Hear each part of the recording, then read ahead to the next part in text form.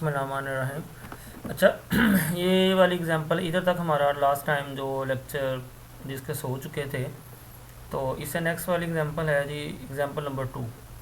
अच्छा अब इसमें सबसे पहले आपने देखना है कि जो फाइंड करना है ना वो चीज़ क्या है। दो चीज़ें उसने पूछी हैं। उसने कहा जी आपने फाइंड करना है partial W over partial are और partial W over partial S. ठीक है, तो सबसे पहले आपने partial W over partial R का फार्मूला बना लेना है। तो ये हमारे पास इक्वल होगा D W over D X over partial. मतलब एक चीज़ का ख्याल रखना है आपने कि ये वाला फार्मूला आपका बनना चाहिए। मतलब जैसे ये एक्स एक्स कट जाएंगे तो ये डब्ल्यू ओवर आर ही आ जाएगा। ठीक है, तो इसी तरीके से फिर दूसरा उसने पूछा हुआ है D partial W over partial S. तो इसी तरीके से ये वाला एस वाला आपने फार्मूला ऐसे बनाना है। अच्छा सिंपल है। अब इसमें डेरिवेटिव लेने ये मतलब इतनी एग्जाम्पलें डिस्कस हो चुकी हैं, तो इसमें आपको इशू तो कोई नहीं होगा कि जैसे w is equal to sine x plus x square है, तो हमने w का डेरिवेटिव लेना विद रिस्पेक्ट टू x के। तो देखिए साइन एक्स का डेरिवेटिव कितना होता है कोज एक्स, तो ये कोज एक्स आ गया। तो एक्स स्केयर है तो एक्स स्केयर का डेरिवेटिव हमारे पास इसमें लग जाएगा पावर रूल, तो पावर शुरू में टू में से कम, तो ये 2x हो जाएगा। ठीक है जी, तो ये इसका डेरिवेटिव आ गया। दूसरा हमें क्या चाहिए, partial x over partial r. मतलब ये वाला जो x वाला फंक्शन है इसका हमने डेरिवेटिव लेना है विद रिस्पेक्ट टू r। ठीक है, तो देखें जब हम पहले फंक्शन ये 3r इसका हम डेरिवेटिव लेंगे विद रिस्पेक्ट टू r, तो 3 कांस्टेंट है, 3 तो बाहर आ जाएगा, पार्शल r ओवर r 1 हो जाएगा, तो इसका आ जाएगा 3। तो ये वाली वैल्यू x ओवर r की 3 है और w ओवर dx की वैल्यू ये वाली है। ये आप इसमें इन दोनों की जगह पे लगा दें। देखिए ये लगा दी, ये लगा दी। अब नेक्स्ट क्या किया उसने, इस 3 को अंदर मल्टीप्लाई कर दिया इससे, तो ये हो गया 3 कोज एक्स प्लस 6x। फिर नेक्स्ट उसने क्या किया है कि ये 3 कोज, ये जो x की कीमत है ना ये वाली, ये 3r प्लस 4 ये दोबारा रिप्लेस कर दी x की जगह पे। ठीक है, तो प्लस 6x की जगह पे फिर ये x वाली ये वाली जो कीमत है दोबारा रिप्लेस कर दी। ठीक है, ये क्वेश्चन खत्म हो गया। अब दूसरी एग्जांपल भी इसी तरीके से ही है, ये आप खुद ही अब सोल्व कर लेना। तो चेन रूल में सिंपल आपको जैसे ये उसने एक बताया हुआ है कि वेरिएबल का देखी जाना, जितने वेरिएबल आते जाने ना आपने उसमें इतने ही ऐड करते जाने। मैंने आपको पहले बताया था कि एक होता है हमारे पास डिपेंडेंट वेरिएबल, एक होता है इंडिपेंडेंट। इंडिपेंडेंट जो वेरिएबल है ना वो हमारे पास चेंज होते रहेंगे। ठीक है, जैसे आप देखेंगे इसमें ये w है ना फंक्शन है, तो अब w के अंदर जितने वेरिएबल इंडिपेंडेंट होते जाएंगे उसके हिसाब से ये फार्मूला ऐड होता जाएगा। तो w के अंदर पहला वेरिएबल फर्ज करें जिसने r लिखा हुआ है और x है, w के अंदर x और y है। ठीक है, ये दो वेरिएबल है ना w के अंदर x और y, तो उसके हिसाब से ये बन जाए। मतलब फार्मूला आपने ऐसे बनाना है कि उसमें ये कट के वो ये partial w over partial r ही बनना चाहिए। जैसे देखें जितने वेरिएबल है इन्वॉल्व करी जाने, जैसे पहले ये इन्वॉल्व किया partial w over partial x over partial r। अब क्या करना है कि सिंपल देखें ये पार्शल x कट जाए, पार्शल w पार्शल r ही बन जाता है, यही वाला बनना चाहिए। तो अब दूसरा वेरिएबल इसके अंदर y है, तो देखें इधर y इन्वॉल्व कर दिया कि partial w over partial y over partial r। अब हो सकता है इधर मतलब एक्स वाई इधर अगर जी भी होता तो फिर आपने इधर क्या करना था, इधर प्लस लिख के partial W over partial g over partial r. मतलब इधर जितने भी वेरिएबल होने उनको आपने इधर प्लस करके ऐसे ही चेन रूल बनाई जाने। ठीक है, ये एक मतलब जिसके हिसाब से क्वेश्चन के हिसाब से अरेंजमेंट्स होंगी। जैसे इसमें देखें कि जो भी वेरिएबल दिए उसके हिसाब से ये उसने चैनिंग बनाई हुई है, तो ये आप ऐसे ना बनाते जाएँ। अब ये आ गया जो भी मैं आपको ऊपर भी डिस्कस कर रहा था।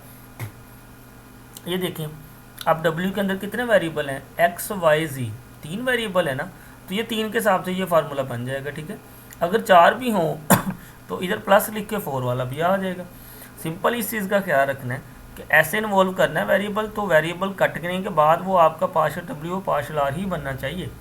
जैसे देखें ये पार्शल x कट के partial w over partial r ही बन रहा है, तो ये x इन्वॉल्व कर दिया, y कर दिया, z कर दिया। फर्ज करें इधर अगर एस जी के बाद टी भी होता तो फिर आपने इधर क्या करना था, प्लस लिख के partial W over partial t over partial are, और जितने भी वेरिएबल हों उसके हिसाब से आपने ये चेन रूल ऐसे एक्सटेंड करी जाना है। ठीक है, तो ये नेक्स्ट उसने एस के हिसाब से किया हुआ है। अच्छा अब आपको पता कैसे चलेगा कि जी आपने ना ये कहाँ तक ओपन करना है, ये आपको क्वेश्चन देख के पता चल जाएगा। जैसे आप देखें ज़रा मैं आपको बताता हूँ। अब ये वाला क्वेश्चन था कि उसने दे दिया हुआ जी consider the function w is equal to this, तो कहते हैं जी इसको ना आप कैलकुलेट करें इसका ना डेरिवेटिव। अच्छा अब आप देखें कि ये जो आपका डब्ल्यू आ रहा है इसमें आप सबसे पहले देखें कि इसमें वेरिएबल कितने आ रहे हैं। जितने डब्ल्यू के अंदर वेरिएबल आ रहे हैं उसके हिसाब से आपने उसका चेन रूल बना लेना है। देखें डब्ल्यू के अंदर कितने वेरिएबल आ रहे हैं, एक एक्स आ रहा है, एक वाई आ रहा है, एक जी आ रहा है, 3 ही वेरिएबल आ रहे हैं। तो देखें ये 3 के हिसाब से आपने ये चेन रूल बना लिया। बाकी तो काम आसान है, अब डेरिवेटिव काफ़ी हो चुका है, ये आप कर सकती हैं खुद ही। ठीक है, इसी तरीके से ये दूसरे वाला भी ये होते जाएंगे। ठीक है, अच्छा जी, अब नेक्स्ट देखते हैं। ये उसने चेन रूल का वो फंक्शन ऑफ मैनी वेरिएबल, ये आपको मैंने पहले बता दिए कि जितने वेरिएबल होंगे आपने उतने ही इसको इन्वॉल्व करी जाना है। अच्छा, अब ये एक फंक्शन आ गया, इसमें उसने कहा होगा कि जी फाइंड करें कि WRSTU। अब इसका मतलब पता क्या होगा, ये W के नीचे जो लिखा हुआ है ना RSTU, इसका मतलब ये है कि ये W वाला ये फंक्शन दिया है, हमने इनके डेरिवेटिव ले जाने विद रिस्पेक्ट टू पहले R के, फिर जो भी जवाब आया उसका विद रिस्पेक्ट टू S के, फिर जो भी जवाब आया T के, फिर U के, ऐसे ही। ठीक है, तो ये W is equal to log this function था। तो ये उसने थोड़ा सा इसको ना रीअरेंज किया हुआ है। तो रीअरेंज उसने ऐसे कर दिया है कि सबसे पहले दोनों तरफ उसने लोगार्थम अप्लाई कर दिया, एंटी लोगार्थम। तो जब एंटी लोगार्थम करते हैं ये e की पावर में चला जाता है, इधर ये W e की पावर में आ गया, तो इधर से ये लोगार्थम और ये आपस में कट जाते होते हैं, यही चीज़ें ये फंक्शन आ जाती होती है। तो ये हमारे पास आ गया, तो e की power W is equal to this है। ये उसने बताया हुआ कि ये मैं ऊपर मैंने बताया ये हमेशा कट जाते हैं, कि ये क्योंकि आपस में एंटी लोगार्थम होते हैं, तो e और ये log x कट जाते हैं, जो भी इसके एंगल में होता है वही जवाब आता है। जैसे e की power log is equal to this था, तो ये log और ये आपस में कट जाते हैं, जो भी एंगल होता है वही जवाब। अब इसका डेरिवेटिव ले जाने ये आप खुद कर सकती हैं, r का रिस्पेक्ट ले लेना है, फिर s के, फिर t के, ऐसे इसको डिफ्रेंशिएट करके ना करते जाना। अच्छा जी, ये हमारा प्रीवियस जो टॉपिक था ना वो तो ख़त्म हो गया, कि जी वो हमारा टॉपिक था पार्शियल डेरिवेटिव का, वो ख़त्म हो गया। अब ये जो नया टॉपिक आ रहा है ना, ये वेक्टर्स का आ रहा है कि जी हमारे पास वेक्टर्स क्या होते हैं। तो वेक्टर बेसिकली ऐसी चीज़ होती है कि जिसकी मैग्नीट्यूड भी होती है और डायरेक्शन भी होती है। एक स्केलर होता है, स्केलर की जो है मैग्नीट्यूड होती है, डायरेक्शन कोई नहीं होती। ठीक है, तो ये वेक्टर के बारे में उसने बताया हुआ कि वेक्टर को ऐसे हम डिनोट करते हैं कि जी vector in a plane is a directly line segment, के लाइन सेगमेंट से ऐसे डिनोट करते हैं इस वेक्टर को। फिर वेक्टर को डिनोट करने के ना 2-3 तरीके होते हैं, ये उसने इस लाइनों में बताया हुआ है। पहला तरीका ये होता है कि वेक्टर को डिनोट करने का हम ऊपर ऐसे एरो लगा देते हैं। फिर दूसरा तरीका वेक्टर को शो करने का होता है कि वी के वो ना थोड़ा सा बोल्ड कर दें, वो भी वेक्टर को शो करने का तरीका होता है। फिर तीसरा एक और भी तरीका होता है कि हम इस एरो को वी के नीचे लगा दें, वो भी शो करने का तरीका ही होता है। ठीक है, फिर नेक्स्ट आ गया जी मैग्नीट्यूड और लेंथ ऑफ अ वेक्टर। अब ये कैसे आपने निकालें, ये आपको जब 2 वेक्टर दिए होंगे ना, तो ये नेक्स्ट एग्जांपल आएगी उसमें मैं बताता हूँ कि दोनों के स्केयर लेके आपने अंडर रूट ले लेना होता है, ये डेफिनेशन होती है मैग्नीट्यूड की ना। तो अभी ये जस्ट डेफिनेशन है। यूनिट वेक्टर मतलब ऐसा वेक्टर होगा जिसमें उसकी मैग्नीट्यूड आप हल करेंगे तो वो 1 आ जाए, वो हमारा यूनिट वेक्टर हो जाता है। तो ये एडिशन वेक्टर बताया हुआ कि वेक्टर को जमा कैसे करते हैं। वेक्टर को बेसिकली हम जमा करते हैं हेड एंड टेल रूल से, मतलब एक का हेड दूसरे का टेल। जैसे ये वाला वेक्टर है, मतलब ये इसका हेड है, ये जो दूसरा वेक्टर है ये वाली इसकी टेल है, तो हेड को टेल से मिला देते हैं, ऐसे हम वेक्टर्स को प्लस करते हैं, ये उसने बताया हुआ है। ठीक है जी, आप थ्योरी सारी पढ़ लेना, ये मैंने बता दिया हुआ, ये वही हेड टू टेल रूल के। अच्छा, नेक्स्ट डेफिनेशन है जी इक्वल वेक्टर्स, कि 2 वेक्टर्स इक्वल्स कब होंगे। कहता है जी 2 वेक्टर्स इक्वल तभी ही होंगे या सेम होंगे अगर इन दोनों के भी have same magnitude and direction. मतलब ये देखें ना, डायरेक्शन दोनों की, ये डायरेक्शन भी दोनों की सेम और इन दोनों का मैग्नीट्यूड भी सेम आना चाहिए, इनको हम कहते हैं इक्वल मैट्रिक्स, सॉरी वेक्टर्स। फिर नेक्स्ट आता है जी ऑपोजिट वेक्टर्स, नाम से शो हो रहा है कि जी 2 वेक्टर्स जो है वो अगर ऑपोजिट वेक्टर्स तभी कहलाएंगे कि उनकी मैग्नीट्यूड तो दोनों की सेम होगी लेकिन डायरेक्शन दोनों की ऑपोजिट होगी। जैसे इसमें देखें दोनों की डायरेक्शन इधर को थी, अब इन दोनों इसमें क्या है कि इसकी डायरेक्शन इधर को, इसकी डायरेक्शन इधर को है। ठीक है, तो नेक्स्ट आता है जी पैरेलल वेक्टर्स। ये डेफिनेशन है, बेसिकली आपने याद रखनी है। डेफिनेशंस के 2 फ़ायदे होते हैं। पहला फ़ायदा डेफिनेशन का ये होता है कि एक तो ये सेम आपको ना एज इट एमसीक्यूज में शॉर्ट क्वेश्चन आ सकता है कि डिफाइन पैरेलल वेक्टर्स। फिर दूसरा फ़ायदा इनका ये होता है कि इनको जब आप अंडरस्टैंड करेंगे ना, इससे आपको नेक्स्ट क्वेश्चन सोल्व करने में मदद मिलेगी। फिर तीसरा फ़ायदा ये होता है कि इससे आपके एमसीक्यूज भी सॉल्व होते हैं। तो इसलिए इन डेफिनेशंस को अच्छे से अंडरस्टैंड करना है और समझना है। पैरेलल वेक्टर्स का ख्याल रखना है कि 2 वेक्टर्स पैरेलल तब ही होंगे कि जब हम a is equal to b लिख देंगे, इधर अल्फ़ा, मतलब इधर अल्फ़ा क्या, कोई ना कोई स्केलर है, नॉन जीरो है, जीरो नहीं होना चाहिए। मतलब कि 2 वेक्टर हम कहेंगे पैरेलल कब होंगे, 2 वेक्टर पैरेलल तब ही होंगे जब हम दोनों वेक्टर बराबर तो होंगे लेकिन इधर अल्फ़ा कोई ना कोई ये कांस्टेंट आना चाहिए, मतलब वेक्टर, फिर हम कहेंगे दोनों वेक्टर पैरेलल है। अब ये उसने वेक्टर की डायरेक्शन बताई हुई है हमारे पास। बेसिकली जो आर है ये हमारे पास एक्स एक्सिस होती है, जो वाई एक्सिस होती है, जो ऊपर को जी एक्सिस होती है। ये उसने पॉइंट भी दे दिए हैं। ये आपको पता होगा कि एक एक्सिस के ऊपर बाकी दोनों एक्सिस जीरो होती हैं। जैसे ये एक्स एक्सिस है तो देखें एक्स एक्सिस के ऊपर सिर्फ एक्स की वैल्यू 1 होगी, बाकी वाई और जी देखो 0 0 है। फिर ये वाई एक्सिस है, वाई एक्सिस के ऊपर हमेशा वाई की वैल्यू होगी 1, एक्स और जी 0 है। ये जी एक्सिस है तो इसके ऊपर है। अब ये यूनिट वेक्टर्स का ख्याल रखना है कि एक्स एक्सिस के लॉन्ग यूनिट वेक्टर होता है हमारे पास आई, ये वाई एक्सिस है, वाई एक्सिस के लॉन्ग हमारे पास यूनिट वेक्टर है जे, ये जी एक्सिस है, इसके लॉन्ग हमारा यूनिट वेक्टर है की। ठीक है, ये दो वेक्टर को उसने जमा किया हुआ है, माइनस किया हुआ है, ये तो सीधा मल्टीप्लाई का भी सीधा सीधा सिंपल हमने वेक्टर को मल्टीप्लाई कर देना होता है। ठीक है, नेक्स्ट है स्केलर प्रोडक्ट। ये अब बहुत इंपॉर्टेंट टॉपिक है कि स्केलर प्रोडक्ट, इसके ना दो नाम है, हम इसको स्केलर प्रोडक्ट भी बोल देते हैं और डॉट प्रोडक्ट भी बोल देते हैं। ठीक है, अब ये इसका फार्मूला ये आपने याद रखना है अच्छे से, क्योंकि ये नेक्स्ट यूज़ होता है। बेसिकली आपने याद ऐसे रखना है कि कोई भी दो चीज़, ये ज़रूरी नहीं ए और बी हो, कोई भी दो वेक्टर्स हों तो याद आपने ऐसे रखना है कि कोई भी दो वेक्टर्स हैं उनका डॉट प्रोडक्ट किसके बराबर होता है कि पहले वेक्टर का मैग्नीट्यूड, दूसरे का मैग्नीट्यूड, फिर कोज, और जो इन दोनों के दरमियान एंगल बन रहा है वो एंगल इधर आएगा थीटा। थीटा क्या है, जो इन दोनों के दरमियान एंगल बन रहा होगा। ठीक है, नेक्स्ट हम क्वेश्चंस करेंगे ना, फिर आपको आइडिया हो जाएगा। ठीक है, तो नेक्स्ट यही उसने इधर बताया हुआ है। ये और ये डॉट प्रोडक्ट जो है ना कॉम्यूटेटिव होता है, मतलब आप ए डॉट बी लेंगे उसका भी जवाब वही आएगा, बी डॉट ए सोल्व करेंगे उसका जवाब भी सेम आएगा। अच्छा, नेक्स्ट है जी, ये उसने कुछ रिजल्ट्स बनाए हुए हैं। ये रिजल्ट्स बड़े इंपॉर्टेंट है एमसीक्यूज़ के हवाले से। पहला रिजल्ट उसने बनाया हुआ कि जी इफ़ ए, ये वाला जो साइन है ना, ये जो सिंबल है ये परपेंडिकुलर का है। पहला उसका साइन है जी A perpendicular B, then it means that A is perpendicular to B. मतलब कहता है कि अगर जो है ना दो वेक्टर परपेंडिकुलर होंगे तो उनका जो डॉट प्रोडक्ट है ना वो ऑलवेज ज़ीरो आएगा।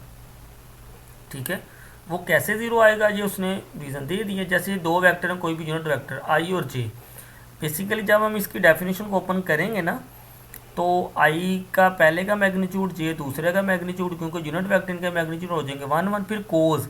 अब देखिए जो दोनों एंगल डिफरेंट है, जब हम इस एक्सिस की तरफ जाएंगे ना, ये जो ऊपर है ये आई और जे, जैसे ये वाला है, जैसे ये आई और जे, इनके दरमियान इधर एंगल 90 का बन रहा है, इस तरीके से के और जे के दरमियान भी एंगल 90 का बन रहा है। मतलब ये एनालिसिस कर लें कि कोई भी जब दो वेक्टर डिफरेंट होंगे ना उनका दरमियान ऑलवेज एंगल 90 का ही बनेगा। जब वो सेम होंगे तो उनके दरमियान एंगल कोई भी नहीं बनेगा, ज़ीरो बनेगा। तो कोज 90 हमारे पास बेसिकली होता है ज़ीरो। तो इस वजह से जब हमने आई डॉट जे पे डेफिनेशन लगानी है ना उसकी डॉट प्रोडक्ट की, यही वाली, मतलब हम ऐसे लिखेंगे आई डॉट जे बराबर होगा आई का मैग्नीट्यूड, जे का मैग्नीट्यूड, कोज, इन दोनों के एंगल 90 का होगा, लिखेंगे कोज 90। तो ये मैग्नीट्यूड यूनिट वेक्टर का हमेशा आता है 1, इधर भी 1 आ जाएगा, इधर भी 1, कोज 90 होता है 0, तो ये सारा 0 हो जाएगा। तो इसलिए ये इंपॉर्टेंट रिजल्ट है, ये आपने याद रखना है कि कोई भी दो वेक्टर जब परपेंडिकुलर होंगे तो उनका जो डॉट प्रोडक्ट है ना वो ऑलवेज ज़ीरो होगा। ये वेरी वेरी इंपॉर्टेंट है, क्वेश्चन सोल्व करने के लिए भी इस्तेमाल होता है और इसके क्वेश्चंस भी आते हैं और एमसीक्यूज़ भी आते हैं। ठीक है, फिर ये उसने आल्सो करके ये लिखा हुआ है। फिर इसका मतलब ये बना कि जितने भी वेक्टर्स हैं जो डिफरेंट होंगे, मतलब कि आई डॉट जे हो गया, जे डॉट आई हो गया, जे डॉट के हो गया, इन सब का डॉट प्रोडक्ट क्या होगा, ज़ीरो होगा। ऊपर मैंने रीज़न दे दिया क्यों ज़ीरो होगा, क्योंकि जब हम इस पर डेफिनेशन लगाएंगे ना तो उसके हिसाब से ये ज़ीरो हो जाएगा। फिर दूसरा रिजल्ट है जी ये वाला जो दो लाइनें लगाई है ना ये शो करती है पैरेलल को, ये ए पैरेलल बी। जब ए पैरेलल बी होंगे ना तो फिर क्या होगा, फिर ये होगा कि उनके दरमियान क्योंकि सेम है तो एंगल कोई भी नहीं बनेगा, वो को ज़ीरो आ जाएगा। को ज़ीरो होता है 1। तो बेसिकली ए डॉट ई पे जब हम डेफिनेशन लगाएंगे तो पहले का मैग्नीट्यूड दूसरे का मैग्नीट्यूड वो को ज़ीरो, तो को ज़ीरो हो जाएगा 1, तो ए आ जाएगा, तो इसको हम लिख देते हैं ए का स्केल। तो ये वाला मैंने सेम बता दिया कि जो सेम वाले हैं ना उनका डॉट प्रोडक्ट होता है 1। अब आपने दो बातें याद रखनी, 3। पहली बात कि ये जो यूनिट वेक्टर है ना सेम वाले, मतलब I dot I, J dot J, के डॉट के, ये जो सेम वाले ना इनका जो डॉट प्रोडक्ट है वो सबका 1 होगा। कैसे 1 होगा ये मैंने ऊपर बता दिया, क्योंकि वेक्टर ये सेम है, इनके दरमियान एंगल कोई भी नहीं बनेगा, एंगल 0 आएगा। ये जो डिफरेंट है इनके दरमियान एंगल 90 बनेगा तो वो 90 आएगा। यही डेफिनेशन लगानी इन पे भी, मतलब इधर जब मैं आई डॉट आई लिखूँगा ना तो आई डॉट आई की डेफिनेशन ये होगी कि पहले का मैग्नीट्यूड दूसरे का मैग्नीट्यूड कोस, क्योंकि सेम है तो एंगल इधर हम लिखेंगे कोस 0, तो कोस 0 बेसिकली हो जाता है 1। तो इस तरीके से आई डॉट आई का डेरिवेटिव डॉट आ जाएगा 1। तो ये आपने ये रिजल्ट याद रख लेना है कि जो डिफरेंट यूनिट वेक्टर्स होंगे उन सब का डॉट प्रोडक्ट 0 होता है, जो सेम वाले होते हैं उनका डॉट प्रोडक्ट होता है 1। फिर दो रिजल्ट ये याद रखने कि अगर दो वेक्टर परपेंडिकुलर होंगे तो उनका डॉट प्रोडक्ट ऑलवेज 0 आएगा। फिर ये रिजल्ट याद रखना है कि अगर दो वेक्टर पैरेलल होंगे तो वो ए डॉट बी हमेशा बराबर आएगा ई के स्क्वायर। अच्छा जी, अब नेक्स्ट ये देखें एग्जांपल आ गई। उसने कहा है कि जी ए दे दिया आपको, बी भी दे दिया, थीटा भी दे दिया। उसने कहा जी ए डॉट बी मालूम करें। अब देखें जैसे ए डॉट बी की डेफिनेशन आपको आनी चाहिए, ऊपर लिखी भी हुई है कि ए का माड बी का माड कोस थीटा। ठीक है जी। अब सबसे पहले क्या किया है कि ए हमारे पास ये था 3K, तो 3K का माड, बी था तो बी का माड, कोस तो एंगल थीटा उसने दे दिया π/4, ये π/4 लगा दिया। अच्छा, माड लेने का तरीका अब क्या है, ये 3K का माड 3 कैसे आया। बेसिकली माड लेने का तरीका ये होता है कि मैग्नीट्यूड के अंदर यूनिट वेक्टर के साथ जो भी चीज़ होगी ना, आपने उसका स्केयर ले लेना, ऊपर जजर भी डाल देना। तो K के साथ 3 है तो आपने 3 का स्केयर भी लेना, ऊपर जजर भी डाल देना, तो स्केयर से जजर कट जाना, 3 ही आ जाएगा। इसी तरीके से अब इनका भी मैग्नीट्यूड लेने का यही तरीका है कि आई के साथ 2 है ना, तो आपने 2 लिख के होल का स्केयर, फिर 2 लिख के होल का स्केयर और सारे के ऊपर फिर जजर डाल देंगे। तो वो 2 स्केयर से जजर कट जाएगा, 2 आ जाएगा, ये भी स्केयर से कट जाएगा, 2 आ जाएगा, और 2 + 2 कितना हो गया 4, और 4 का जजर कितना हो जाएगा 2, तो ये 2 आ गया। ठीक है, ये वैसे तो बड़ा आसान है, अगर आपको ये मैग्नीट्यूड का ना समझ आए तो मुझे बता देना, मैं अलग से इसको लिख के ना सेंड कर दूंगा आपको। ठीक है, तो कोस π/4 ये वैल्यू आपको ज़बानी याद करनी पड़ेगी। π/4 होता है 45, कोस 45, कोस 45 की कीमत होती है 1/2 तो इसको हमने हल किया 3 to 6, 6/2 आ गया। अब बेसिकली हम 6 को लिख सकते हैं 2 × 3। जब हमने 6 को 2 × 3 लिखना है तो फिर 2/2 को हल करके आ जाएगा 2/3 वही साथ है। ठीक है, तो ये हमारा फाइनली जवाब आ जाएगा। ये डॉट प्रोडक्ट इंतहाई आसान है, ये उसने जनरल में इसको सॉल्व किया हुआ है बेसिकली। अब ये आ गया जी angle between the two vectors, कि दो वेक्टर्स के दरम्यान एंगल कैसे फाइंड करते हैं। तो ये उसने दिया हुआ है कि जी angle between the two vectors, तो देखें ज़रा,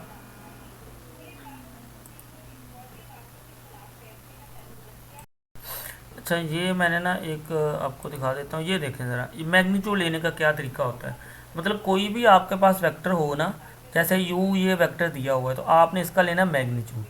तो मैग्नीट्यूड लेने का तरीका बेसिकली ये होता है कि जो भी इन यूनिट वेक्टर के साथ कोफिशिएंट्स होने ना, आपने उनका स्केयर कर लेना और ऊपर √ ले लेना।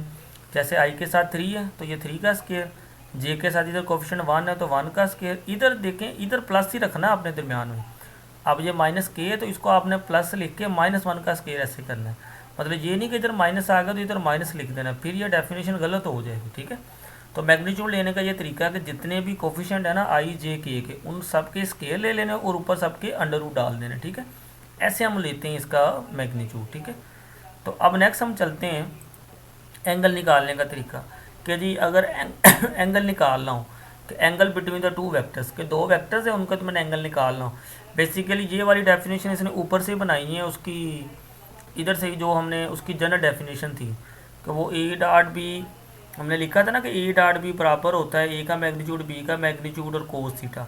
तो उधर से उसने थीटा एक तरफ रहने दिया, उसी रिजल्ट से ये एंगल बना लिया। तो आप बेशक इसको ऐसे याद कर लें, या जो पहला रिजल्ट है डेफिनेशन ए डॉट बी उधर से याद कर लें, उसको भी रीअरेंज करके ये बनाया जा सकता है। अच्छा, जब करना क्या है कि जी एंगल अब जब आपने निकालना हो तो आपने क्या करना है, ऊपर पहले ए डॉट बी लेना है, नीचे आपने ए का माड बी का माड लेना है। तो माड निकालने का मैंने अभी आपको तरीका बताया है, तो वो सारा कुछ निकाल के इधर कोस इनवर्स कैलकुलेटर से हल करके आपका एंगल आ जाएगा। अच्छा जी, उसने दे भी दिया एग्जांपल। नेक्स्ट कह रहा जी find the angle between the two vectors, कह रहा जी इन दोनों के दरमियान जो एंगल बन रहा है ना वो आपने बताना है। तो ये डेफिनेशन ऊपर ये फार्मूला बता दिया, दो चीज़ें चाहिए, ए डॉट बी और नीचे ये वाले ए का मैग्नीट्यूड बी का मैग्नीट्यूड। अब ये देखें ज़रा इधर कि ये उसने सोल्व किया हुआ। सबसे पहले तो ए डॉट बी लिए, तो ए डॉट बी का मैंने आपको पहले बता दिया ए डॉट बी अब आपने कैसे लेना है। ए डॉट बी का बड़ा आसान तरीका है कि ये ऐसे आपने लिख लेना है। सबसे पहले क्या करना है, आई का कोफिशिएंट कितना, इधर आई का कोफिशिएंट है इधर 1, आपने 1 लिख लेना है। इधर फिर दूसरे वाले वेक्टर में आई का कोफिशिएंट कितना 6 है, आपने इसको ऐसे लिख लेना ब्रैकेट में। ठीक है, क्योंकि मैंने आपको शुरू में बता दिया था कि आई डॉट आई ये जो है ना, इनके साथ आई डॉट आई है ये तो हो जाएंगे 1, तो इसका मतलब इसी तरीके से जे का इसके साथ लेंगे जे डॉट जे 1 हो जाएगा, के डॉट के 1 हो जाएगा। तो हमने जस्ट क्या करना है कि इनके कोफिशिएंट्स को लिख के मल्टीप्लाई कर देना है। ठीक है, जैसे इधर मैं कर रहा हूँ अच्छा आप ज़रा नेक्स्ट देखना, ये दरमियान में आपने ये प्लस ही रखना है, डेफिनेशन का प्लस लिख के। अब देखें इधर जे का कोफिशिएंट कितना है, -2 है तो -2 लिख लिया। इधर जे का कोफिशिएंट कितना है, 3 है तो इधर मैंने 3 लिख दिया। फिर आपने दरमियान में प्लस लिखना है। अब इधर के का कोफिशिएंट कितना है, -2 है तो इधर के का कोफिशिएंट कितना है, 2 है। इनको आपने किसी का भी डॉट प्रोडक्ट लेना है तो आपने ऐसे ही लेना है। आप इनको मल्टीप्लाई करके सोल्व करेंगे तो 4 आ जाएगा। फिर ये आपने को मैंने ऊपर बता भी दिया हुआ है कि मैग्नीट्यूड कैसे लेते हैं किसी भी चीज़ का, कि जो भी इनके कोफिशिएंट होने ना, जैसे ये ए का कोफिशिएंट है, मतलब इधर ए वाला है ना, तो आई का कोफिशिएंट इधर 1 है तो 1 का स्केयर जे के साथ इधर -2 है, तो आपने -2 का स्केयर मतलब माइनस दरमियान में नहीं लिख देना, आपने प्लस लिख के -2 का स्केयर करना है। की है तो ये जैसे लिखा हुआ है इसने ये कि प्लस, ये डेफिनेशन का है प्लस, ये इधर आपने दरमियान में माइनस नहीं लिख देना, गलत हो जाएगा। ये मैग्नीट्यूड है, इधर प्लस ही रहेगा, लेकिन अगर किसी के दरमियान में माइनस आ रहा है तो उस माइनस को आपने ऐसे लिखना है कि -2 का स्केयर।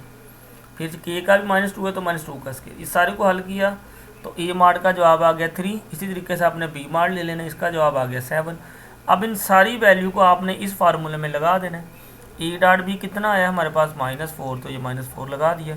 ए मार्ट कितना है, 3, तो 3 लगा दिया। बी मार्ट कितना है, 7, 7 लगा दिया। इन सब को अब कैलकुलेटर से हल करना, ये आपका जवाब आ जाएगा। ठीक है जी। अब नेक्स्ट है जी, उसने कहा हुआ जी परपेंडिकुलर, ये एक ही वर्ड है, परपेंडिकुलर और ऑर्थोगोनल। मतलब हम परपेंडिकुलर वर्ड भी यूज बोल कर लेते हैं, ऑर्थोगोनल भी कर लेते हैं।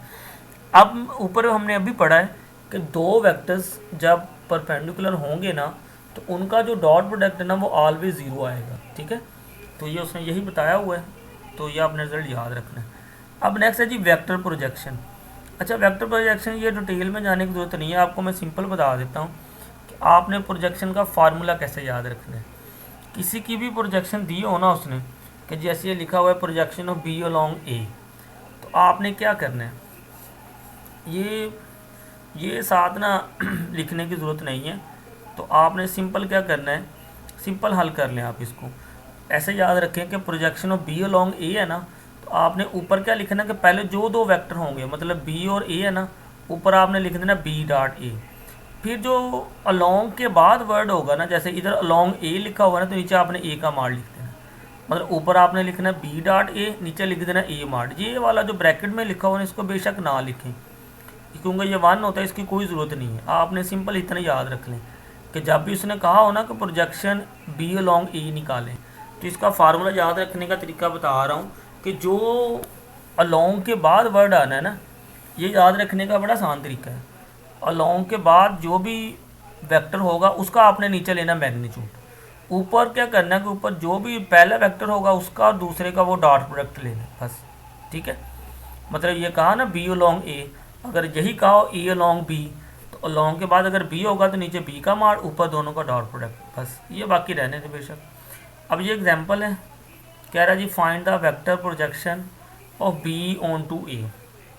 तो आप ये इतने सारे की बजाय ना आप सिंपल क्या कर लें कि बी अलोंग ए मालूम करना है ना हमने, तो ऊपर आपने ले लें बी डॉट ए, तो नीचे अलोंग ए का हुआ तो नीचे आ जाएगा ए का मार्ड, तो वो बेसिकली ए डॉट ए वो ए का मार्ड ही होता है। तो आप इसको छोड़े, आप सिंपल सीधा सीधा इसको हल कर लें।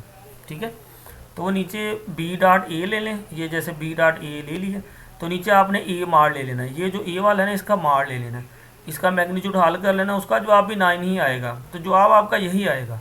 लेकिन ये उसने अभी मतलब कि को ज़्यादा इसको ना एक्सप्लेन करके वो ज़्यादा कॉम्प्लिकेटेड कर दिया, तो ये सीधा सीधा आपने ना इसको याद कर लेना है। ठीक है, प्रोजेक्शन का फार्मूला। अच्छा जी नेक्स्ट ना आ गया है जी क्रॉस प्रोडक्ट।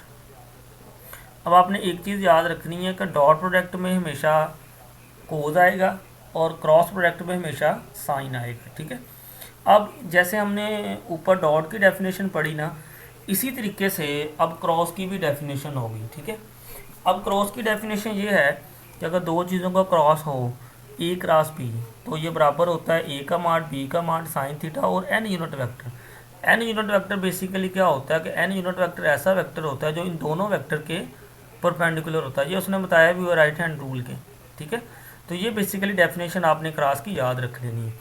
ठीक है, मतलब कि जब डॉट आएगा ना तो डॉट में आएगा साइन कोज, लेकिन जब क्रॉस आएगा तो क्रॉस में आना है साइन, ये आपने पहचान रखनी है इसकी। ठीक है जी, अब क्रॉस प्रोडक्ट बेसिकली लेते हैं हम ऐसे हैं, ये उसने बताया हुआ है कि ये ए और बी प्लेन है, ये एन यूनिट वेक्टर इन दोनों के ऊपर ये परपेंडिकुलर है, तो ये इधर को डायरेक्शन है, अगर नीचे हो तो ये ऐसे एंटी क्लॉकवाइज क्लॉकवाइज, ये दोनों डायरेक्शन उसने बताइए। अच्छा, अब इसकी भी इसी तरीके से प्रॉपर्टी है, अगर तो क्रॉस प्रोडक्ट दो वेक्टर्स हैं दोनों का क्रॉस प्रोडक्ट अगर पैरेलल हों, ये जैसे लाइन लिखी ना, इफ़ ए पैरेलल बी, ये जो दो लाइन है पैरेलल को शो करती है कि अगर ए पैरेलल बी होगा तो उनका क्रॉस प्रोडक्ट ऑलवेज ज़ीरो आएगा। क्यों? क्योंकि पैरेलल के अंदर उसका वेक्टर जो है ना वो ज़ीरो होता है वेक्टर, जैसे ये वाले ए क्रॉस ए ज़ीरो, ये सारे ज़ीरो हैं। अब देखिए इसमें भी एक रिजल्ट है, ये वाले जो रिजल्ट है ना ये MCQs आते हैं। अब डॉट में हमने पढ़े थे, अब क्रॉस में थोड़े से इसके उलट है। क्यों? क्योंकि इसमें साइन आ जाता है, वैल्यू चेंज हो जाती है कि साइन 0 0 होता है, साइन 91 होता है। अब ये जो सेम वाले इसमें कि आई क्रॉस आई है, जे क्रॉस जे, के क्रॉस के, ये ज़ीरो होते हैं। अब ये बेसिकली ज़ीरो कैसे होते हैं, ये अभी मैं इसका रीज़न देता हूँ। देखिए आपने इस पर डेफिनेशन अप्लाई करनी है। फ़र्ज़ करें ये ए क्रॉस बी है, इधर मैं लिख देता हूँ आई क्रॉस आई, तो इधर क्या आ जाएगा फिर आई का मैग्नीट्यूड, इधर फिर आई का मैग्नीट्यूड, इधर साइन, जो इन दोनों के दरमियान एंगल बन रहा है। तो अब चूंकि ये आई और आई सेम प्लेन है तो इनका दरमियान एंगल तो कोई भी नहीं बनेगा, तो इधर साइन के आगे क्या आ जाएगा, साइन 0। तो साइन 0 बेसिकली क्या होता है, 0, तो इस वजह से ये सारा ही 0 हो जाएगा। डॉट के अंदर हमने पढ़ा था कि जो सेम वाले हैं ना उनका डॉट होता है 1, क्योंकि उसमें को 0 होता है 1। इसमें जो सेम वाले हैं ना उनका क्रॉस होगा 0, ये उसके उलट है, तो इसकी ज़रा पहचान रखनी है, ठीक है जी। अब ये जो डिफरेंट वाले हैं ये इसके ऑपोजिट होंगे, मतलब जैसे आई क्रॉस जे है ना, अब ये डिफरेंट है तो इनके दरमियान हमें पता है एंगल कितना बनता है 90 का। तो इसकी डेफिनेशन जब मैं इधर लगाऊंगा कि आई क्रॉस जे, तो मैं ऐसे लिखूंगा आई का मैग्नीट्यूड जे का मैग्नीट्यूड साइन 90, तो साइन 90 बेसिकली क्या होता है 1, तो 1 ये मैग्नीट्यूड आई और जे इनके तो हो जाएंगे 1 1, तो साइन थीटा का भी 1। ये जो एन यूनिट वेक्टर है ना, बेसिकली ये तीन वेक्टर की बात कर रहे हैं। जब आई और जे होंगे ना तो इन पे जो परपेंडिकुलर होगा ये एन यूनिट वेक्टर बेसिकली वो हमारा इधर के होगा, ठीक है। जब जे और के होंगे तो इन पे परपेंडिकुलर हमारा यूनिट वेक्टर आई आएगा, के और आई होंगे तो इन पे जे आएगा। ये आपने याद रखने, ये दोनों रिजल्ट्स डॉट के अंदर सेम वाले 0 होते हैं और डिफरेंट वाले 1 होते हैं, लेकिन क्रॉस के अंदर सेम वाले 0 होते हैं, डिफरेंट वाले उसके ऑपोजिट आते हैं। मतलब जो भी वेक्टर रह जाता है वो आता है कि आई क्रॉस जे हो तो वो बराबर के, जे क्रॉस के बराबर आई के क्रॉस आई बराबर जे के। ये बेसिकली होता है साइकिल।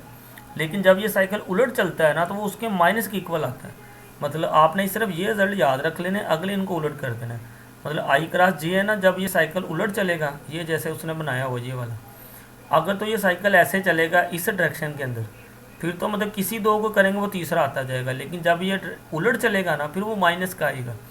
मतलब जैसे ये आई क्रॉस जे है, इधर को साइकिल जा रहा है, ये तो कन्फर्म बात है आई क्रॉस जे है तो जो इसे अगले वाला वो के आ जाएगा। लेकिन जब ये साइकिल ऐसे उलट चलेगा पीछे को तो फिर वही आएगा, लेकिन उसके साथ हम माइनस लगा देंगे, ठीक है। ये रिजल्ट आपने याद रखना। तो ये उसने बता भी दिया कि vector product is not commutative. Commutative नहीं है, क्यों नहीं है? क्योंकि इसमें ए क्रॉस बी बराबर नहीं होगा बी क्रॉस ए के, क्योंकि वो बराबर होगा माइनस के, इस वजह से ये कॉम्यूटेटिव नहीं है। अच्छा नेक्स्ट है जी एरिया ऑफ द पैरेललोग्राम। ये आपने रिजल्ट याद रखना है इसका। बेसिकली जो एरिया ऑफ द पैरेललोग्राम होता है ना, ये प्रूव किया हुआ है, तो बेसिकली सिर्फ आपने इसका फार्मूला याद रख लेना है। एरिया ऑफ द पैरेललोग्राम बोलते हैं ए क्रॉस बी के माड को। ये डेफिनेशन है basically area of the parallelogram की, कि ए क्रॉस बी लेके उसका मैग्नीट्यूड ले लेना, वो हमारे पास एरिया ऑफ द पैरेललोग्राम निकल आता है। तो ये उसने बाय डायग्राम प्रूव किया हुआ है कि ये बेस है, ये हाइट है, तो सारा उसको एक्सप्लेन किया हुआ है। तो बेसिकली देखें सिंपल, ये इधर आ गया हूँ मैं एग्जांपल में। तब उसने ए और बी वेक्टर दे दिए, उसने हमें कहा जी फाइंड ए क्रॉस बी। तो याद रखना है कि डॉट लेने का तरीका और है, लेकिन जब क्रॉस लेना है ना तो क्रॉस लेने का तरीका ये कि क्रॉस के अंदर ना हमने उसका डिटर्मिनेंट लेना होता है। जैसे मैट्रिक्स नहीं हल करते डिटर्मिनेंट, वैसे ही होता है। इसको मैं थोड़ा सा हल कर देता हूँ। तो बेसिकली आई जे की है, तो पहले तो आपने ऊपर लाइन में लिख लेना है आई जे की, फिर ये ए है तो ए के कोफिशिएंट, इधर बी है तो ये बी के कोफिशिएंट। अब माड को हल करने का तरीका आपको पता होगा। पहले आपने ये इससे एक्सपेंड करना है ना, तो पहले आपने लिखना आई। अब आई जिस कतार और जिस कॉलम में आ रहा है वो छोड़ देना। देखिए आई इस कतार में आ रहा था, ये पहली कतार और ये पहला कॉलम, ये छोड़ देना, इनको हल कर लेना है। ये डिटर्मिनेंट है तो 1 को 1 से मल्टीप्लाई करना, 1 ही आ गया। फिर डेफिनेशन लगाना है माइनस डेफिनेशन का, 3 को 1 से करना तो 3 आ गया। फिर इसका ना रूल होता है, जब हम इससे एक्सपेंड करते हैं ना, पहले एलिमेंट के साथ होता है प्लस का, दूसरा माइनस का, फिर ये प्लस का। तो अब दूसरे के जब ओपन करना है इधर आपने माइनस लगाना है, माइनस जे। अब ये कतार और ये कॉलम छोड़ देना है ऐसे, जिसमें जे आ रहा है, जिस कतार और जिस कालम में जे आ रहा है वो छोड़ देना है। पहली कतार दूसरे कालम में आ रहा है, ये छोड़ देना है। अब बाकी बचा ये वाला 2 -4 1 1। अब इसको डिटर्मिनेंट की डेफिनेशन लगा देनी है। डिटर्मिनेंट की डेफिनेशन ये होती है कि इसको 2 को हम 1 से मल्टीप्लाई करना है, फिर दरम्यान में माइनस लगाना है डेफिनेशन का, फिर -4 को करना है 1 से, तो वो माइनस माइनस डेफिनेशन का लगाना है, एक माइनस ये 4 आ जाए तो माइनस माइनस प्लस हो जाना है। ठीक है जी, तो ये बन गया। फिर के लेना है, अब ये कतार और ये कालम छोड़ देना है, तो 2 को 3 से मल्टीप्लाई करना है, 6 आ गया, माइनस आपने डेफिनेशन का लगा देना है, -4 को 1 से करना तो -4, तो माइनस माइनस इधर प्लस हो जाना, तो ये आ गया, ये आपका A क्रॉस B आ जाएगा। ठीक है, तो ये इंतहाई आसान है, डॉट और क्रॉस प्रोडक्ट, इसमें कोई किसी किस्म का मसला नहीं है। तो सिर्फ आपने फार्मूले याद रखने हैं और इनके फार्मूलाज के जो सॉल्व करने का तरीका है वो याद रखना है, और आपका इंशाल्लाह ये सारा काम होता जाएगा। ठीक है जी, ओके जी, अल्लाह हाफिज़।